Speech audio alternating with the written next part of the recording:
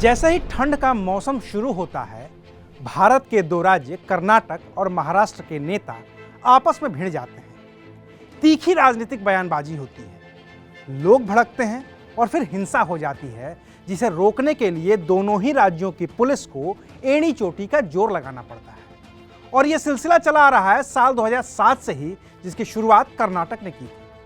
लेकिन इन दोनों राज्यों और इनके लोगों की भिड़ंत का इतिहास करीब 66 साल पुराना है, जिसकी जड़ में करीब 100 वर्ग किलोमीटर का एक इलाका है, जिस पर कर्नाटक और महाराष्ट्र दोनों ही दावे करते रहते हैं। तो आखिर ये विवाद है क्या? क्यों इस इलाके के लिए दोनों ही राज्य एक दूसरे से भिड़ते रहते हैं और क्यों हर साल जाड़े में इन दोनों राज्यों का विवाद और भी गहरा हो जाता है? आज बात करेंगे इसी मुद्दे पर। नमस्कार, मैं हूं अविनाश और आप देख रहे हैं अनकट। साल था 1949।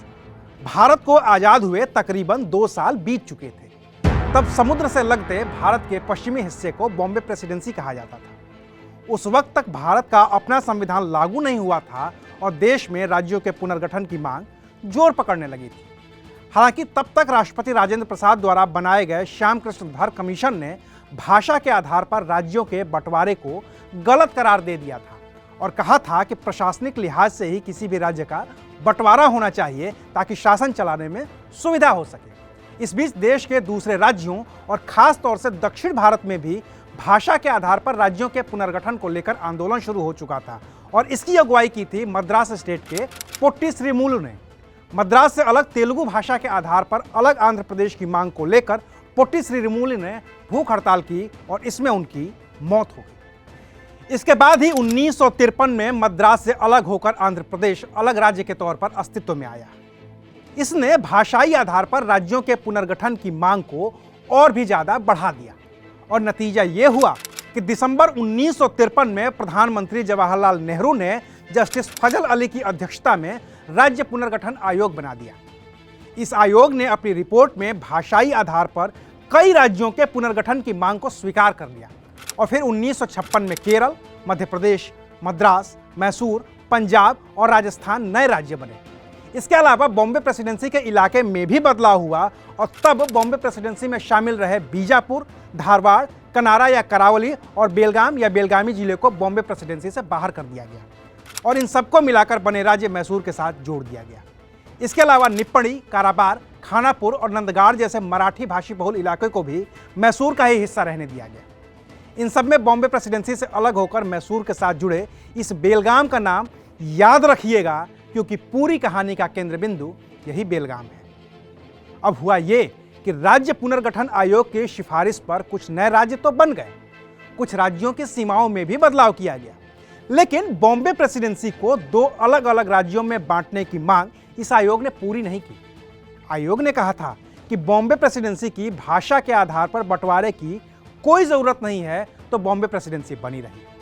आयोग की सिफारिश थी कि बॉम्बे प्रेसिडेंसी राज्य के उत्तर के लोग गुजराती और दक्षिण के लोग मराठी बोलते हैं, तो दोनों ही भाषाओं के साथ ये एक राज्य रह सकता है। लेकिन भाषा के आधार पर राज्यों का बंटवारा करने की मांग पर अड़े नेताओं ने दोनों भाषाओं के लिए अलग अलग आंदोलन चलाया। एक आंदोलन गुजराती भाषी लोगों का था, जिसमें वो गुजराती भाषा के आधार पर बॉम्बे प्रेसिडेंसी से अलग गुजरात राज्य की मांग कर रहे थे और इस राज्य में बंबई और डांग को शामिल करवाने की जिद पर अड़े थे। इस आंदोलन को नाम दिया गया था महागुजरात आंदोलन। वहीं गुजराती भाषी लोगों से अलग मराठी भाषी लोगों के लिए जिस अलग राज्य की मांग हो रही थी, उस आंदोलन को नाम दिया गया था संयुक्त महाराष्ट्र मूवमेंट। इस आंदोलन की अगुवाई करने वाले नेताओं ने बंबई और डांग के साथ ही बेलगाम, निप्पणी, काराबार, खानापुर और नंदगाड़ को भी अपने में मिलाने की मांग की थी। लेकिन 1956 में बने राज्य पुनर्गठन आयोग की वजह से ये सारे इलाके मैसूर के पास रह गए थे। 1 मई 1960 को जब बॉम्बे प्रेसिडेंसी का भी बंटवारा हो गया और महाराष्ट्र के साथ ही गुजरात भी एक नया राज्य बन गया, तो बेलगाम, निप्पणी, काराबार, खानापुर और नंदगाड़ पर कोई प्रभाव नहीं पड़ा। वो मैसूर का ही हिस्सा बने रहे। लेकिन महाराष्ट्र ने इन इलाकों पर अपना दावा नहीं छोड़ा और इसके लिए महाराष्ट्र के कुछ नेताओं ने मिलकर महाराष्ट्र एकीकरण समिति का गठन किया, जिसका मकसद बेलगाम के साथ ही निप्पणी, काराबार, खानापुर और दूसरे इलाकों को महाराष्ट्र में शामिल करना था। अपनी मांगों को मनवाने के लिए 22 मई 1966 को सेनापति बापट और उनके साथियों ने महाराष्ट्र में मुख्यमंत्री वसंतराव नाईक के आवास के बाहर भूख हड़ताल शुरू कर दी। इस हड़ताल को खत्म करवाने और विवाद को सुलझाने के लिए तब की प्रधानमंत्री रहीं इंदिरा गांधी ने सुप्रीम कोर्ट के रिटायर्ड जस्टिस मेहर चंद्र महाजन के नेतृत्व में एक आयोग का गठन कर दिया। 1966 में बने इस आयोग ने साल 1967 में ही अपनी सिफारिशें भेज दी। इस आयोग ने अपनी सिफारिश में कहा कि मैसूर में शामिल निप्पड़ी, खानापुर और नांदगाड़ सहित 262 गांव महाराष्ट्र को दे दिए जाएं, जबकि महाराष्ट्र में शामिल दक्षिण सोलापुर और अक्कलकोट समेत महाराष्ट्र के 246 गांवों को मैसूर को दे दिया जाए। लेकिन महाराष्ट्र तो बेलगाम समेत कुल 814 गांवों की मांग पहले से ही कर रहा था। लिहाजा महाराष्ट्र ने इस आयोग के सिफारिशों को मानने से ही इनकार कर दिया। तब से दोनों ही राज्यों के बीच इन इलाकों को लेकर विवाद चलता ही आ रहा है। इस बीच 1 नवंबर 1973 को मैसूर का नाम बदलकर कर्नाटक कर दिया गया। तब से ये विवाद महाराष्ट्र बनाम कर्नाटक के रूप में जाना जाता है। महाराष्ट्र के कुछ इलाकों को कर्नाटक अपना बताता है तो कर्नाटक के कुछ इलाकों को महाराष्ट्र अपना, और ऐसे में ये विवाद सुलझ ही नहीं पाता है, चाहे सरकार किसी की भी हो। अब सबसे ज्यादा दिक्कत महाराष्ट्र को ही है, तो उसने विवाद को सुलझाने के लिए साल 2004 में सुप्रीम कोर्ट का रुख किया। इस बात को 18 साल बीत गए हैं। तब से यह मामला सुप्रीम कोर्ट में ही लंबित है, जहां सुनवाई के दौरान कई बार कर्नाटक के प्रतिनिधि गैर हाजिर रहते हैं और नतीजा ये होता है कि हमेशा ही इस मुद्दे पर तारीख पड़ती जाती है।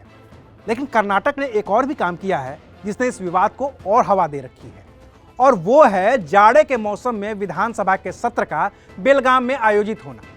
दरअसल कर्नाटक ने बेलगाम पर अपने दावे को और मजबूत करने के लिए साल 2007 में बेलगाम में विधानसभा भवन बनाने का फैसला किया, ताकि विधानसभा का शीतकालीन सत्र बेलगाम में आयोजित हो सके।